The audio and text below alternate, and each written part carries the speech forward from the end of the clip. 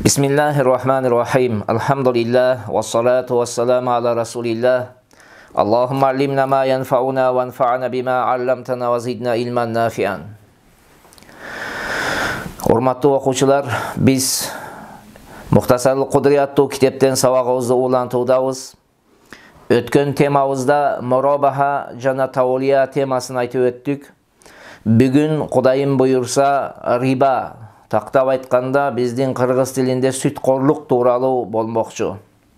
Кудай Таалам бардыгыбызга туура түшүнүк берип, башкаларга дагы жеткирип, элибиздин бардыгын эки дүйнөдө бактысыз кыла турган ушул сүткорлуктан Кудайым сактаган болсун. Бисмиллахиррахманиррахим. Бабур риба, сүткорлук тууралуу бөлүм. Урматтуу окуучулар, сүткорлук Кур'ан, сүннөт, ижма менен арам болгон амалдардан болуп эсептелет. Аллах субханаху ва таала биз менен сиздерге ыйык Кур'ани Каримде кайрылып мынтип айтат: О имандуулар, мен силерге ырыскы кылып берген нерселердин эң тазаларынан жегиле. Ошондуктан биз менен сиздердин жашообуз оңолушу үчүн, биз менен сиздер эки дүйнөдө бактылуу болуубуз үчүн, элибизде, жерибизде урулук, сойкулук, түрдүү оору, кырсык, балелер азаюусу үчүн арам нерседен сактанышыбыз керек. Мына ошол арам нерселердин башында сүткорлук турат. Урматтуу окуучулар, Аллах Таала биз менен сиздерге бир нерсени арам кылган болсо, ага альтернатив катарында жүздөгөн, миңдеген нерселерди адал кылган. Мисалга айтсак, эгерде бир чочкону арам кылган болсо, анын каршысына сизге коёнду же, койду же, эчкини же, уйду же, төөнү же, жылкынын этини же деп жана башка канчалаган нерселерди адал кылып койду. Мына дал ошол сыяктуу эле, эгерде Аллах субханаху ва таала биз менен сиздерге сүткорлукту арам кылган болсо, анын каршысында ага альтернатив катары жүздөгөн түр соода сатыктарды адал кылып койду. Биз менен сиздер мына ушул арам жагыдан сактанып, адал жагын тандап, адал жагы менен соода кыла турган болсок, коомчулугубуз оңолот. Эң биринчиси баштапкы өзүбүз оңолобуз. Жан дүйнөбүз тазарат. Үй бүлөбүз оңолот. Үй бүлөбүздүн оңолуунун натыйжасында коомчулук оңолот. Коомчулук оңолгон кезде биз менен сиздер дүйнөлүк жана акыреттик бактылуулуктарга жете баштайбыз. Ошондуктан сүткорлук темасы өтө маанилүү темалардан. Буга аябай кунт коюп угушубуз керек. Сүткорлук тууралуу улуу Аллах Таала ыйык Кур'ани Каримде эмне дейт? Аузу биллахи минеш шайтанир ражим. Ва ахаллаллахул бай'a ва харрамар риба. Аллах Таала соода сатыкты адал кылды. Алмаңызды сатыңыз, өрүгүңүздү сатыңыз, малыңызды сатыңыз, коюн эчкиңизди сатыңыз, кыскасы кандай адал соода болсо сатыңыз, иштеңиз, бизнес кылыңыз, адал тамак кылыңыз. Пайгамбарыбыз саллаллаху алейхи ва саллам айтат: чынчыл соодагер, аманатчыл соодагер эртең кыямат күнүндө пайгамбарлар менен, шейиттер менен, такыбалар менен бирге болот деген. Ошондуктан адал жагыны тандап, каалаганча сиз соодаңызды кыла бериңиз. Бирок ва харрамар риба, Аллах Таала сүткорлукту арам кылган. Андыктан биз арамдан сактанышыбыз керек. Арамдан сактансак, жокоруда айтканыбыздай, биздин коомчулук оңоло баштайт.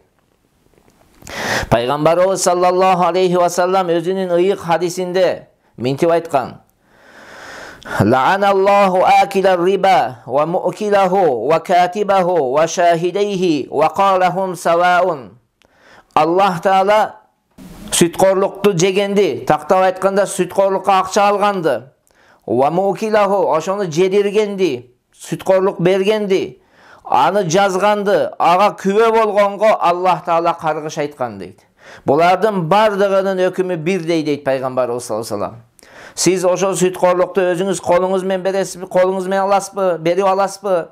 же болбосо ошол жерге күбө болосузбу, же ошону жазып дагы ордо кол кое бересизби? Булардын өкүмүнүн бардыгы бирдей дейт. Андай адамдар Аллахтын каргышына калат дейт.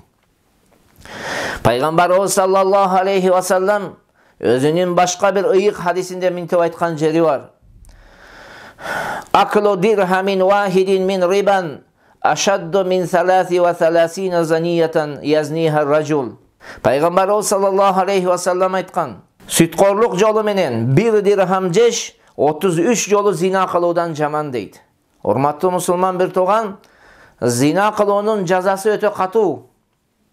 İslam memleketi bola turgan bolsa, zina kılgan adam, eğer nike körgün adamlar zina kılsa, alardın cazası ölüm bolot, taşbaran bolot. Alebi eğer de nike körmegen adamlar zina kıla turgan bolsa, alarga 100 kamçı urulat. Zinanın akıbeti öte jaman. Zinanın akıbeti öte jaman. Bilip atasızlar, witch speed degen ушундай жаман оруулардын башаты зина болот. Мына ушул сүткорлук, ошондой жаман дүйнө акыретте бизге зыян бере турган зинадан 33 эсе эмнекен? Оорураак. 33 жолу бир дирхам риба жесеңиз 33 жолу зина кылганга тете деп жатат. Ошондуктан бул жерде Пайгамбарыбыз саллаллаху алейхи ва саллам рибанын, сүткорлуктун канчалык деңгээлде зыяндуу экендигини биздерге билдирмекчи. Пайгамбарыбыз саллаллаху алейхи ва саллам башка өзүнүн ыйык хадисинде айткан: жети нерсе бар. Адамды дүйнө акыретте бактысыз кыла турган, дүйнө акыретте курута турган жети нерсе бар. Мына ошол жети нерсенин катарында эмнени айткан? Сүткорлукту айткан. Ошондуктан сүткорлуктан аябай абайлашыбыз керек. Сактанышыбыз керек. Башка бир туугандарыбызга дагы жеткирип, аларды дагы сакташыбыз керек сүткорлуктан. Аллах Таала ыйык Кур'ан-ы Каримде айтат: "Ямхакуллаху риба ва юрбис садакат." Аллах Таала сүткорлуктун берекесин кетирет. Дүйнөдөгү сүткорлук кылгандын байлыгында береке болбойт. Ал жерден өзү не кылат? Өзүнүн ээси пайдалана албайт. Тескерисинче, ал киши сараңдык деген адамды тозокко жетелей турган бир ооруга кабылат. Аллах Тааладан коркпойт, алсыздарга мейрим кылбайт. Өзүнүн ошол байлыгыдан садака дагы кылбайт. Садака кыла турган болсо дагы Аллах Тааланын садакасын кабыл кылбайт. Себеби Аллах Таала тек гана таза байлыктан болгон садаканы кабыл кылат. Ошондуктан бул дүйнөдөгү зыяны. Дүйнөдө сүткорлук кылган адам эч качан анын байлыгында береке жок, анын акыбети зыян болот. Бирок ошол эле учурда Аллах Таала дейт: "Ва юрбис садакат." Аллах Таала кайрым садака кылгандардын байлыгын өстүрөт дейт. Аллага болгон чыныгы ишеним менен адам баласы Кудай жолунда адал мээнет менен тапкан акчасын берсе, Кудай Таала бирини 10 кылып, онуну 700 эсеге чейин көбөйтүп берет. Сүткорлуктун дагы зыяндарынын бири, эртең кыямат күнү болгон кезде адамдар махшар майданына барса, жанагы адамдар сүткорлук кылган адамдар, жанагы жинди болгон киши, эпилепсия болгон киши сыяктуу жыгылып туруп, адамдар түптүз жол басып барса, бул жыгылып туруп ошондой барат. Себеби Аллах Таала: "Аллазина яакулуна риба ла якумуна илля кама якуму аллази ятахаббатуху шайтану минал мас." Сүткорлук кылгандар ордулардан турган кезде шайтан жин тийген киши сыяктуу дейт, эмне кылат? Турушат дейт. Жыгылат, турат дейт. Жыгылат, турат дейт. Алымдарыбыз ушундай чечмеге берет. Пайгамбарыбыз саллаллаху алейхи ва саллам Ибн Мажа, Абу Даудтар риваят кылган хадисте мынтип келген: "Ла яатиянна алан наси заманун ла ябқа фихи ахадун илля акала риба, фа ин лам яакулха асабаху мин губарихи."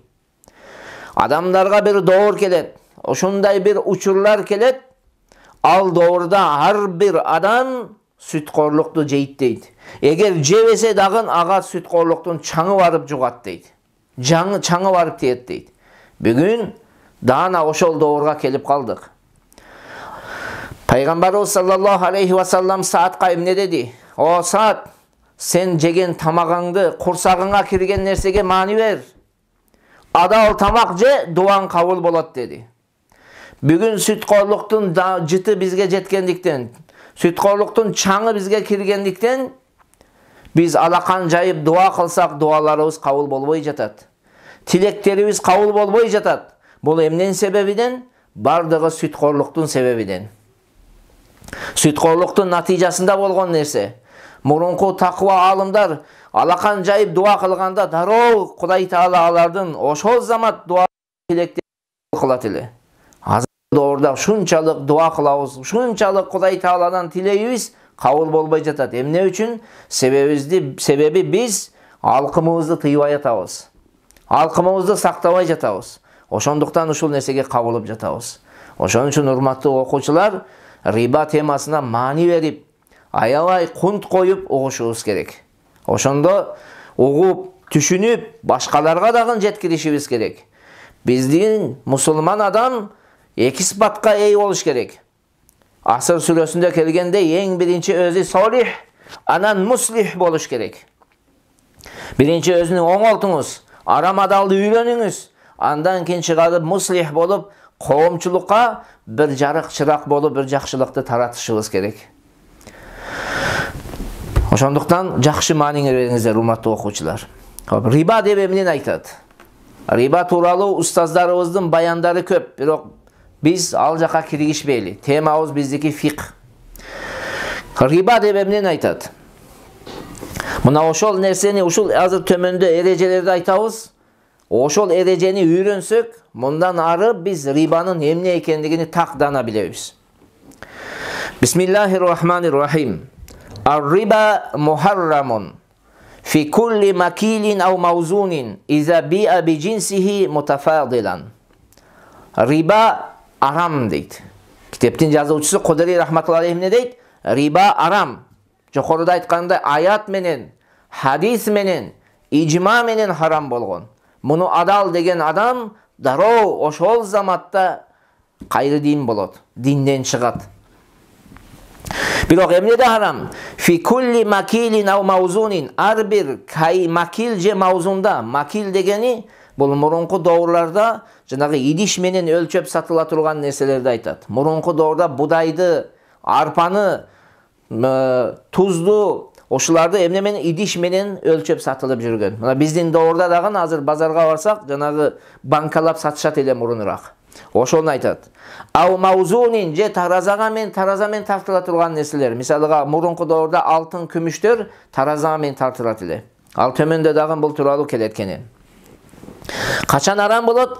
Иза би'a би джинсихи мутафадилан. Эгерде өз жынысына, өзүнүн түрлөшүнө эмне кылса, bir жагы ашыкча кылып сата турган болсо. Мисалыга будайды будайга сатты. Bir тарабы 100 килограмм, экинчи тарабы 101 килограмм болду. Мына ошол 1 килограмм риба болуп эсептелет. Түрлөш болду, bir тарабы ашыкча болду, эмне болот? Риба болуп эсептелет. Эми биздин аалымдарыбыз ошол риба болуу үчүн белгилүү бир эрежени коюшкан. Ошол эреже менен биз чечишибиз керек маселени. Фал-иллату фихи ал-кайлу ма'ал джинс авил-вазну ма'ал джинс. Фал-иллату фихи ал-кайлу ма'ал джинси авил-вазну ма'ал джинси. Демек рибанын иллаты, рибага себеп боло турган нерсе, түп-түз себеп боло турган нерсе, бул кайыл анан өзүнүн түрлөшүнө же кайли болсун өзүнүн түрлөшү менен, же вазни болсун өзүнүн түрлөшү менен дейт. Кээ бир адамдын аалымдарыбыз айтат, ал-кадару ма'ал джинс. Ал-кадару ма'ал джинс десек, бул экөөнүн өзүнүн астына камтып алат. Эми жакшы эсиңиздерге алыңыздар. Өтө маанилүү жери ушул. Ушуну түшүнгөн адам так дана теманы түшүнөт. Сүткорлуктун иллаты кайли, жокоруда айтканыбыздай кайли деп идиш менен сатыла турган нерселер, түрлөшүнө сатса, же болсо вазни таразага тартыла турган нерсе түрлөшү менен сатылса. Ушул жерде эсиңиздерге алыңыздар. Бөлөбүз. Кайли идиш менен сатыла турган нерселер, вазни таразамен тартыла турган нерселер, булар экөөнү бир койдук, бир тарапка. Анан келет ададил мутакариб. штучный бири-бириге окшош, жакын, окшош болгон нерселер, мисалы жумуртка, азыр биздеги мисалы көйнөк, кийимдер, булар баардыгы окшош да бири-бирине. Ушулар же ададил мутафавит, штучный сатылып туруп, ар башка боло тургандар. Мисалга кой, эчки бар, анан метровый сатыла турган нерселери бар. Жакшы эсиңизде деңиз. Кайли вазни 1. Анан берки ададил мутакариб, бири-бирине жакын болгон жумуртка сыяктуу нерселер, ададил мутафавит, бири-бириден аябай айырмасы болуп штучный сатыла турган нерселер, кой, эчкилер. Анан метровый сатыла турган нерселер бар. Азыр биздин иллат эмнеде экен? Кайыл болсун же вазни болсун деди. Ошондо түрлөшүндө сатсаңыз бир тарабы ашыкча болсо риба болот. Караңыз. Будайды будайга бир тарабы ашыкча кылып сатсаңыз сүткорлук. Будайды будайга бир тарабы насия кылып сатсаңыз да сүткорлук.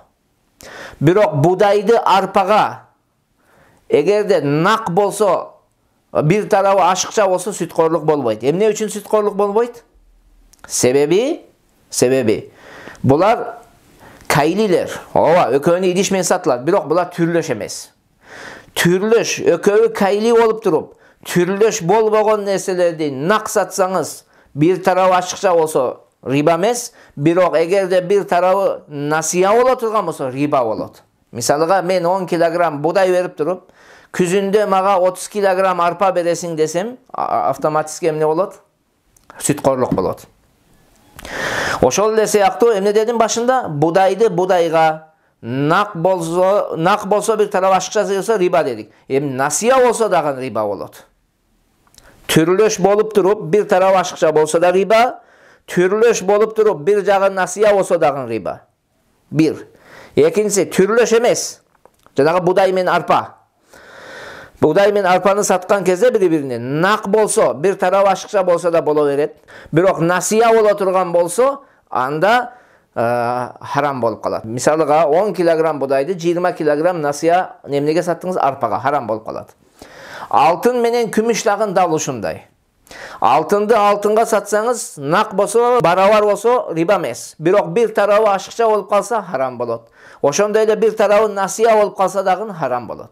Бирок алтынды күмүшкө саткан кезде бири көп, бири аз болсо риба болбойт. Нак болсо эгер. Нак болсо бири көп, бири аз болсо риба болбойт. Ал эми эгерде бир тарабы нак, бир тарабы насия боло турган болсо, анда риба болуп калат. Ал эми мына берки үчөө кандай? Ададил мутакариб, ададил мутафавит, анан эмне? Метровый, зиро менен сатыла тургандар. Булар нак боло турган болсо, булар кайли болбогондуктан, булар вазни, мындай өлчөлүп килограммдап сатыла турган нерселерден болбогондуктан, буларды бири-бирине саткан кезде нак болсо, сата берсеңиз боло берет. Мисалга бир кой берип, 2 кой алсаңыз боло берет нак болсо. Ал эми эгер бир тарабы насия боло турган болсо, мына ошондо харам болот. Неге? Түрлөш болгондуктан насиясы харам, нагы харам эмес. Булар түрлөш да, кой менен бир түр да, бир порода. Айталы. Ошондуктан булар нак болгон кезде бир тарабы ашыкча болсо да эле боло берет, кайли вазни болбогондуктан. Бирок экинчи жагы эмне? Насия боло турган болсо харам болуп калат. Ошондуктан бизде айылдарда ошол нерсеге маани беришибиз керек. Мисалга, кээ бир айылдарда эмне кылат? Келет да бир мешок картошкасын күзгө 2 мешок картошкага алат. Бул сүткорлук болот. Мисалга бир мешок арпа алат, үрөн катарында да күздө мен сизге 2 мешок арпа берем дейт. Бул да эле сүткорлук болуп эсептелет. Ошондуктан ушул нерселерге аябай маани беришибиз керек. Же болсом жанагы килограммдап сатыла турган нерселер бар. Айылга барат да бартер болуп келет. Мисалга айталы килограммдап сатыла турган эмне бар? Айталы унду алып барышат дейли, май алып барышат килограммдап сатып, чай алып барышат дейли килограммдап болсо эгер. Баса белгилеп айтып кетейин, килограммдап сата турган болсо, алып барып туруп тиякта анан күзгү картошкага бере турган болсоңуз, бул да эле сүткорлук болуп калат. Неге? Буларды экөөнүн башы экөө 2 түр. Бирок экөөнүн башыны бир нерсе чогултуп атат. Ал эмне? Килограмм, вазын. Вазнилер булар. Булардын бир жагы нак, бир жагы насия боло турган болсо, мүмкүн эмес болуп калат. Ушул жерде сабагыбызды токтотуп туралы. Құдай Таалам бардығыбызға тура түшүнүк, бекем иман, ықыласын сап топук берсин. Ассаламу алейкум ва рахматуллах.